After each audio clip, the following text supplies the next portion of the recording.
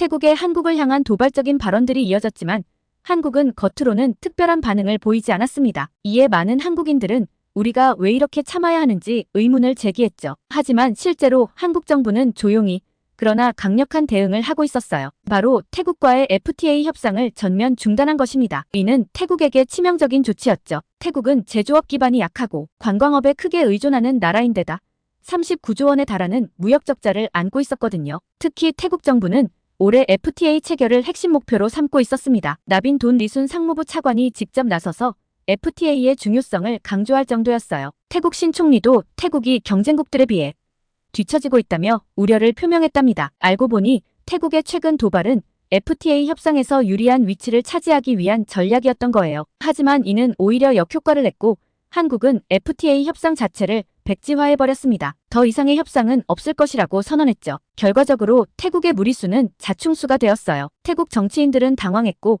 결국 이 피해는 태국 서민들에게 고스란히 돌아가게 되었는데요. 여기 그 피해를 입은 태국인 중 한 명이 보내온 사연이 있습니다. 바로 들으러 가시죠. 구독, 좋아요 꾹 눌러주세요. 안녕하세요. 저는 방콕 출라롱콘 대학교 경제학부 3학년에 재학 중인 타나폰 쿤파삭입니다. 올해 23살이고 SNS에서는 프라이드 오브 타이라는 계정으로 활동하고 있죠. 10만 명이 넘는 팔로워들과 함께 태국의 자부심을 지키기 위해 열심히 활동하고 있습니다. 우리 가족은 방콕에서 꽤 유명한 로이얼 로터스 호텔 체인을 운영하고 있어요. 아버지께서 20년 전 첫 호텔을 시작하셔서 지금은 태국 전역에 15개의 호텔을 가지고 계시죠. 저는 어릴 때부터 호텔 후계자로 자라왔고 그만큼 자부심도 컸습니다. 특히 우리 호텔은 아시아에서 가장 럭셔리한 호텔 중 하나로 손꼽힙니다. 방콕에 있는 본점은 차오프라야 강변에 자리 잡고 있어서 방콕의 야경이 한눈에 들어오죠. 객실 요금도 보통 하루에 $1,000가 넘을 정도로 최고급을 자랑하고 있어요. 하지만 최근 들어 우리나라가 너무 화가 나는 일들이 많아졌어요. 특히 한국이 우리 태국인들을 무시하는 태도가 정말 참을 수 없었습니다. 한국에서 우리 태국 사람들의 입국을 거부하고 마치 우리가 범죄자라도 되는 것처럼 취급하는 걸 보면서 분노가 치밀어 올랐죠. 더구나 한국 관광객들의 태도는 정말 못마땅했어요. 우리 호텔에 묵으면서도 항상 불평불만이 많았고 직원들을 무시하는 태도로 대했죠. 이게 무슨 5성급 호텔이냐? 한국의 3성급 호텔보다도 못하다라는 식의 댓글을 인터넷에 올리는 걸 보면서 정말 화가 났습니다. 우리가 언제부터 한국의 허락을 받고 살아야 하는 거죠? 태국은 한 번도 식민지가 된 적 없는 자존심 강한 나라입니다. 제 SNS 계정에 이런 글을 올린 것이 시작이었어요. 그 글이 순식간에 퍼져나가면서 수많은 공감과 지지를 받았습니다. 젊은 태국인들 사이에서 벤코리아 운동이 시작됐고 저는 그 운동의 주도자가 되었죠. 매일 새로운 콘텐츠를 만들어 올렸어요. 한국 제품을 사용하는 모습을 찍어 부수거나 버리는 영상은 매번 수십만 뷰를 기록했습니다. 더 이상 한국 제품을 사지 맙시다. 그들의 드라마를 보지 맙시다. 우리는 혼자서도 충분히 잘 살 수 있어요. SNS에서 영향력이 커지면서 제 말 한마디에 수천 명의 사람들이 움직이기 시작했어요. 한국 제품 불매운동은 들불처럼 번져나갔죠. 삼성 대신 애플을, 현대차 대신 도요타를 써야 한다고 주장했고 실제로 많은 사람들이 동참했습니다. 특히 우리 가족이 운영하는 호텔 체인에서도 변화를 시작했어요. 한국 관광객들의 예약을 받지 않기로 한 거죠. 아버지께 직접 건의해서 시작한 정책이었어요. 처음에는 아버지도 걱정하셨지만 제가 설득했어요. 우리 호텔은 충분히 고급스러웠고 다른 나라의 관광객들로도 채울 수 있다고 자신했거든요. 아버지, 우리는 더 이상 한국 관광객들이 필요하지 않습니다. 태국의 자존심이 더 중요해요. 그들이 우리를 무시하도록 놔둘 순 없잖아요. SNS에서는 제가 올리는 반항 게시물들이 매일 화제가 됐어요. 태국의 자존심을 지키는 청년이라는 별명도 생겼죠. 대학 캠퍼스에서도 인기 인물이 됐고 여러 언론에서 인터뷰 요청도 왔습니다. 저는 태국의 전통과 자부심을 강조하는 콘텐츠를 계속해서 만들었어요. 우리의 역사, 문화, 음식 등을 소개하면서 우리는 누구의 도움도 필요 없다는 메시지를 전파했죠. 특히 한국의 K-팝이나 K-드라마를 좋아하는 친구들을 비난하는 글도 자주 올렸습니다.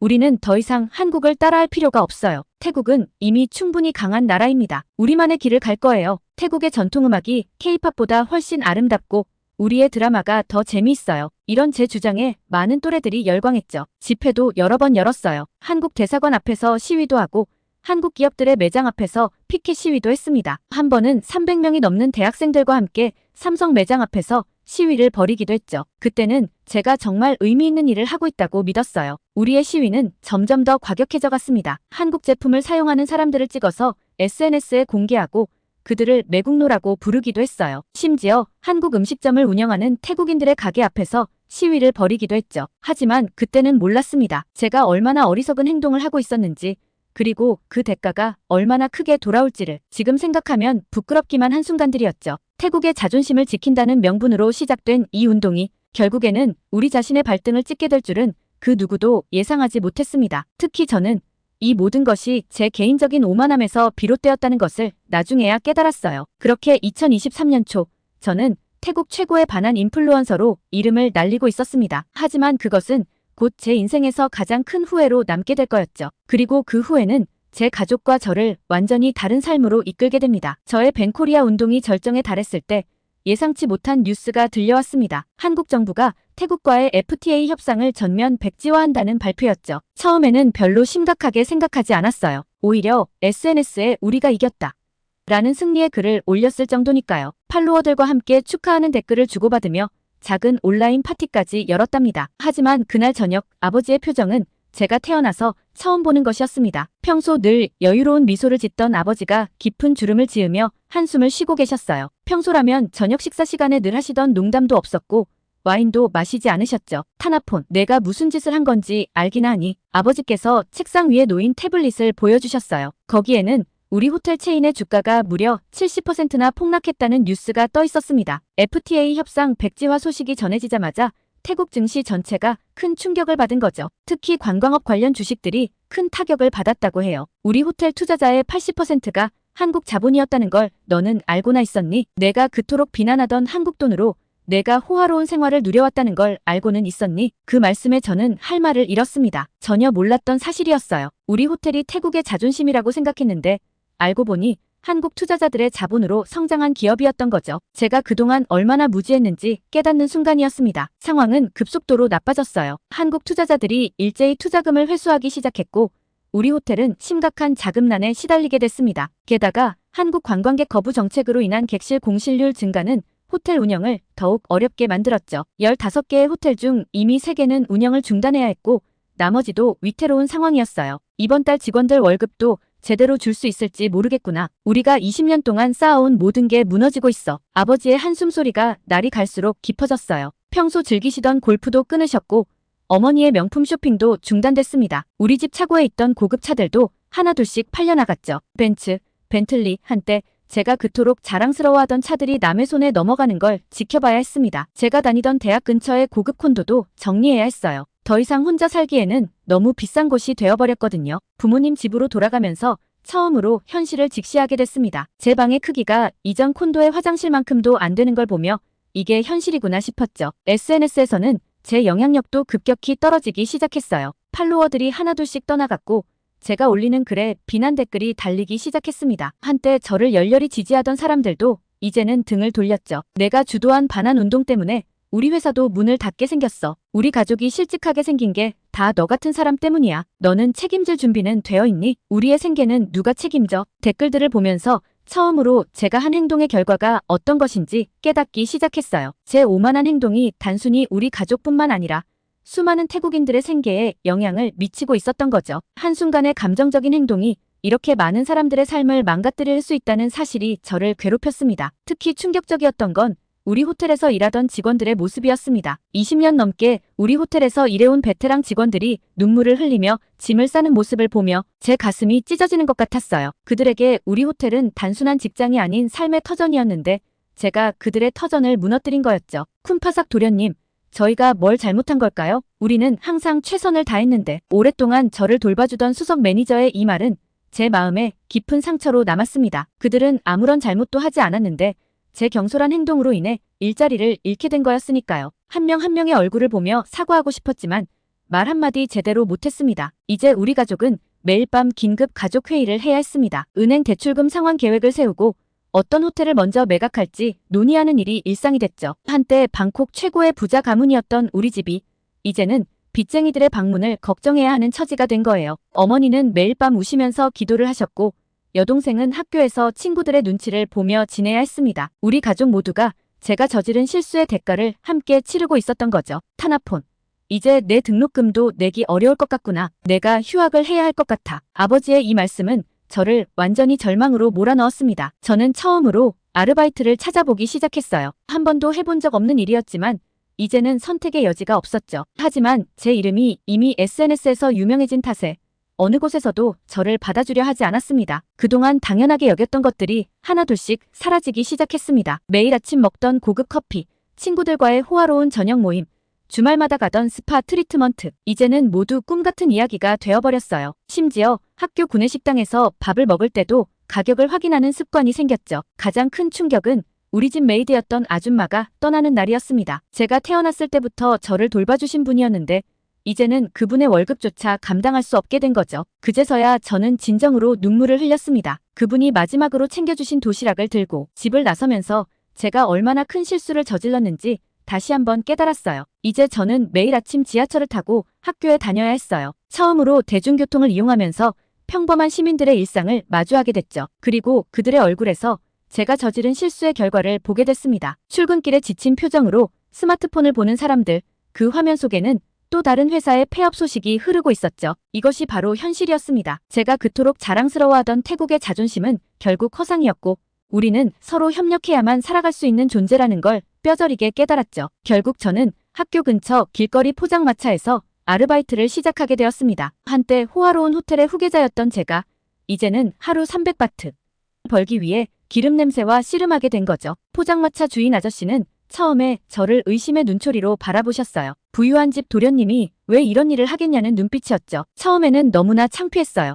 혹시라도 아는 사람이 볼까봐 마스크와 모자를 푹 눌렀었죠. 손에는 화상을 입어 연고를 바르기 일쑤였고 옷에서는 항상 기름 냄새가 났습니다. 하지만 생존을 위해서는 선택의 여지가 없었습니다. 등록금과 생활비를 벌어야 했으니까요. 포장마차가 있는 곳은 램차방 공단 근처였어요. 예전에는 한국 기업들의 공장이 즐비했던 곳이죠. 삼성, LG, 현대, 큰 기업들의 간판이 즐비했던 이곳은 이제 텅 빈 건물들만 남아있었습니다. 밤이 되면 깜깜한 공장 건물들이 마치 유령처럼 서 있는 모습이 너무나 쓸쓸해 보였어요. 아저씨, 여기 예전에는 사람이 더 많았다면서요? 포장마차 사장님은 깊은 한숨을 내쉬셨어요. 그럼 공장들이 돌아갈 때는 저녁마다 술술 장사가 잘 됐지. 공장 직원들이 퇴근하면서 꼭 들르곤 했어. 한국 직원들은 특히 단골이었지. 매운 음식을 잘 먹었거든. 근데 이제는 봐봐.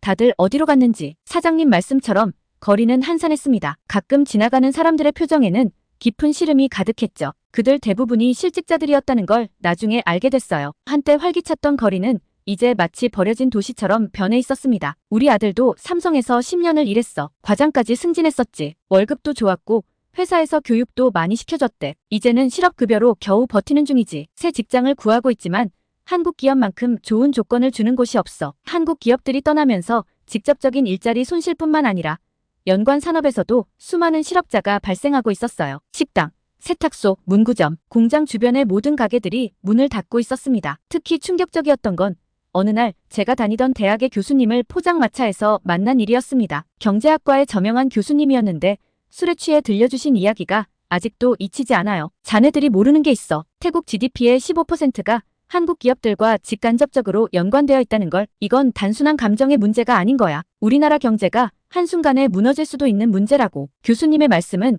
제게 큰 충격을 주었습니다. 제가 그동안 얼마나 무지했는지 현실을 제대로 보지 못했는지 깨달았죠. 교수님은 계속해서 설명해 주셨어요. 한국 기업들이 가져온 기술 혁신, 일자리 창출, 수출 증대 효과까지 우리가 잃어버린 것은 단순한 공장 몇 개가 아니었던 거죠. 매일 밤 포장마차에서 일하면서 저는 더 많은 이야기를 듣게 됐어요. 한국 기업에서 일하다 실직한 사람들, 그들의 가족들, 주변 상인들, 그들의 이야기는 모두 비슷했습니다. 안정적이었던 삶이 한순간에 무너져버린 거죠. 한국 회사는 월급도 제때 주고 복지도 좋았는데 이제는 그런 직장 구하기 힘들어. 중국 회사들은 월급도 적게 주고 노동 강도는 더 세다더라. 우리 딸이 다니던 학원도 문 닫았어. 공장 직원들 자녀가 많았거든. 이제는 애들 학원비도 부담스러워. 이런 이야기들을 들으며 한국 기업들이 단순히 돈을 벌기 위해 태국에 있었던 게 아니란 걸 알게 됐어요. 그들은 우리 지역 사회의 중요한 일부였던 거죠. 일자리를 만들고 기술을 전수하고 지역 경제를 활성화시켰던 겁니다. 더 충격적인 사실은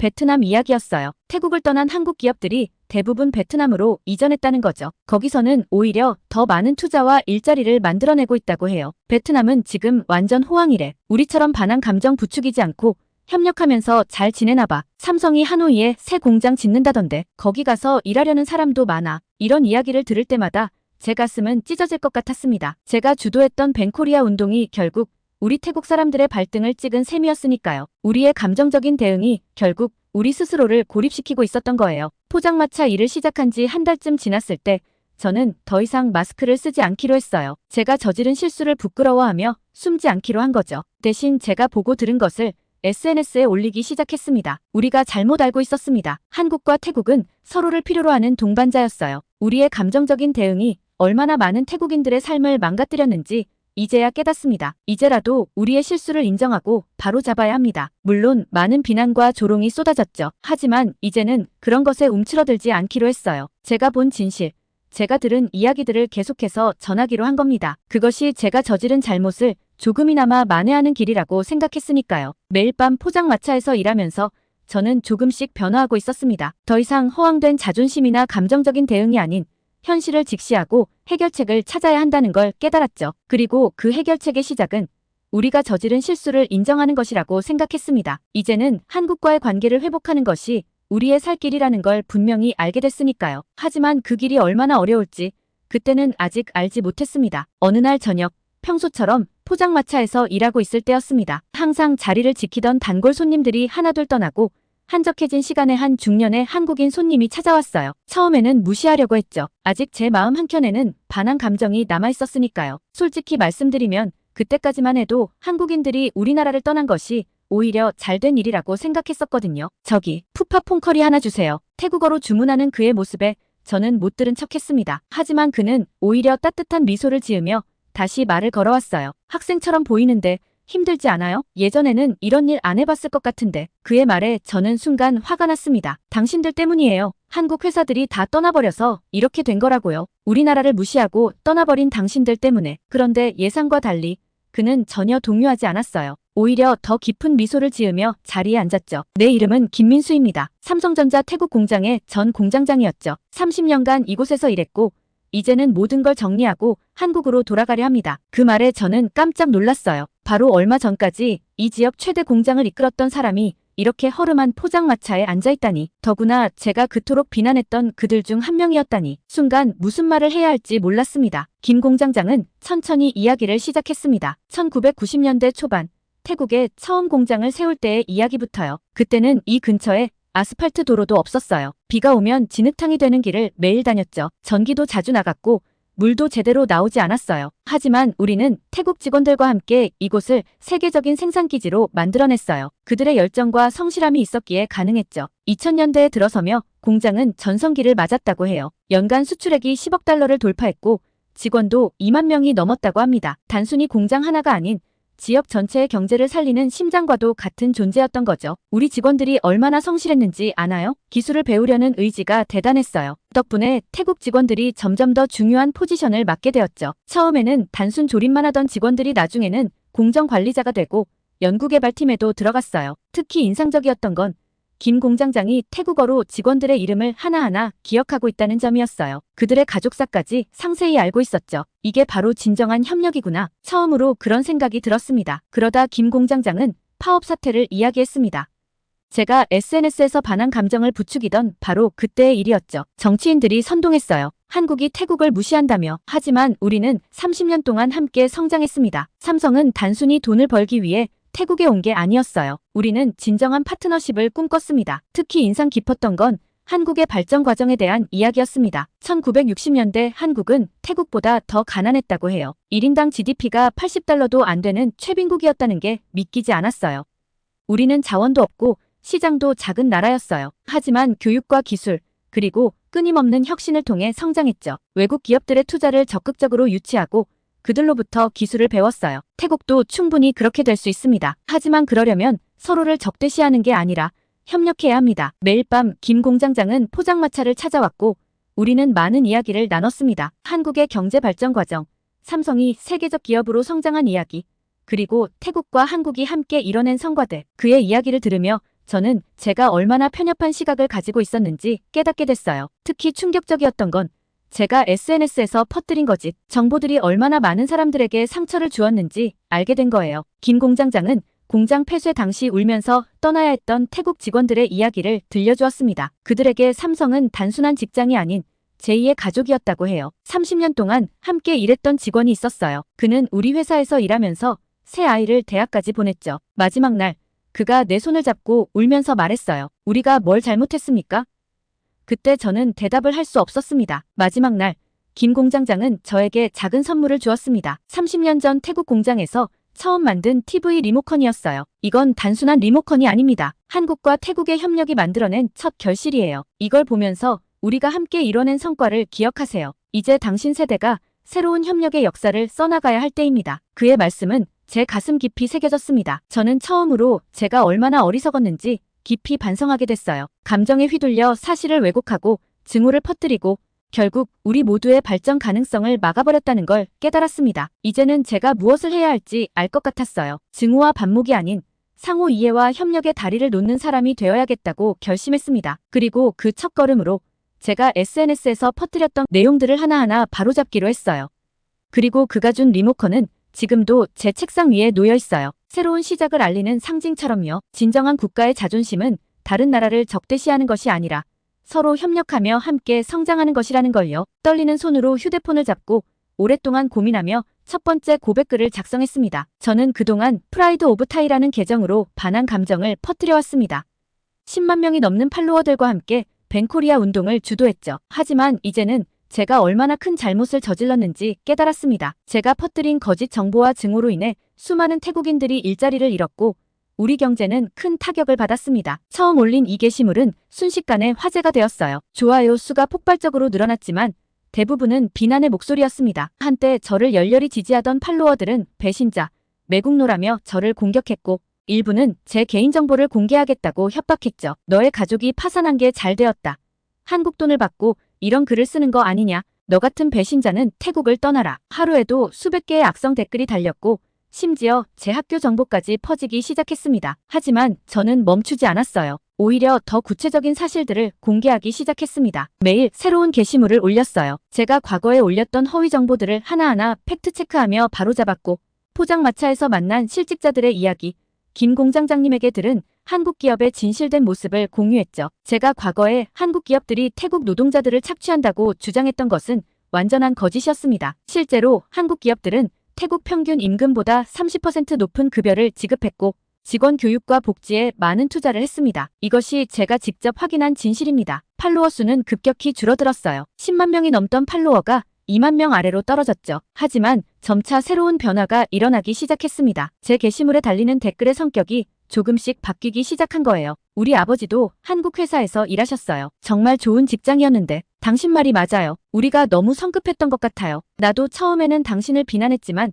이제는 당신의 용기가 대단하다고 생각해요. 특히 큰 반향을 일으킨 건 제가 올린 30년의 기록 시리즈였습니다. 김 공장장님이 들려주신 한국 기업의 태국 진출 역사를 15개의 에피소드로 연재했죠. 처음 공장을 지을 때의 어려움부터 태국 직원들과 함께 이뤄낸 성과들, 그리고 마지막 작별까지 이 시리즈는 많은 사람들의 마음을 움직였어요. 점차 제 계정은 한태 관계에 대해 진지하게 고민하는 플랫폼으로 변모해갔습니다. 새로운 팔로워들이 늘어나기 시작했고 그들은 이전과는 다른 성격의 사람들이었어요. 경제를 공부하는 대학생들, 국제관계에 관심 있는 젊은 직장인들, 그리고 미래를 걱정하는 실직자들까지. 특히 제가 힘을 실어 다룬 것은 베트남의 사례였습니다. 태국을 떠난 한국 기업들이 베트남에서 어떻게 성공적으로 정착했는지, 그리고 그것이 베트남 경제에 어떤 영향을 미쳤는지 상세히 다뤘죠. 이 내용은 태국 주요 언론에도 인용될 정도로 반향을 일으켰습니다. 1년이 지난 지금 제 계정의 성격은 완전히 바뀌었습니다. 더 이상 증오와 대립을 조장하는 곳이 아닌 상호 이해와 협력을 모색하는 공간이 되었어요. 팔로워 수는 5만 명 정도로 회복되었고 매일 건설적인 토론이 이어지고 있습니다. 우리의 실수가 미래 세대들에게 중요한 교훈이 되길 바랍니다. 국가 간의 관계는 감정이 아닌 상호 이해와 존중을 바탕으로 해야 합니다. 이것이 제가 깨달은 가장 큰 진실입니다. 이제 저는 새로운 꿈을 꾸고 있습니다. 단순한 SNS 인플루언서가 아닌 한태 관계 개선을 위해 실질적으로 기여하는 사람이 되고 싶어요. 대학에서 국제통상을 공부하면서 양국 관계의 새로운 장을 열어가는데 도움이 되고 싶습니다. 김 공장장님이 주신 리모컨을 볼 때마다 저는 다짐합니다. 이제는 증오가 아닌 이해를, 대립이 아닌 협력을 추구하겠다고. 비록 우리가 잃어버린 것들을 당장 되찾을 순 없겠지만 새로운 미래를 향해 한 걸음씩 나아갈 수 있다고 믿습니다. 우리의 이야기는 아직 끝나지 않았습니다. 새로운 시작을 위한 첫 장을 열고 있을 뿐이죠. 그리고 저는 이 이야기가 행복한 결말을 맺을 수 있도록 제가 할 수 있는 모든 것을 다할 것입니다. 이것이 제가 전하고 싶은 진실한 사과이자 새로운 희망의 이야기입니다. 그리고 저는 믿습니다. 언젠가 한국과 태국이 다시 손을 잡고 더 큰 발전을 이룰 그날이 반드시 올 것이라고요. 오늘의 사연은 여기까지인데요. 출라롱콘 대학에서 타나폰 씨의 감동적인 사연 감사하며 앞으로도 응원하겠습니다. 구독과 좋아요 감사드리며 다음 영상으로 찾아뵙겠습니다.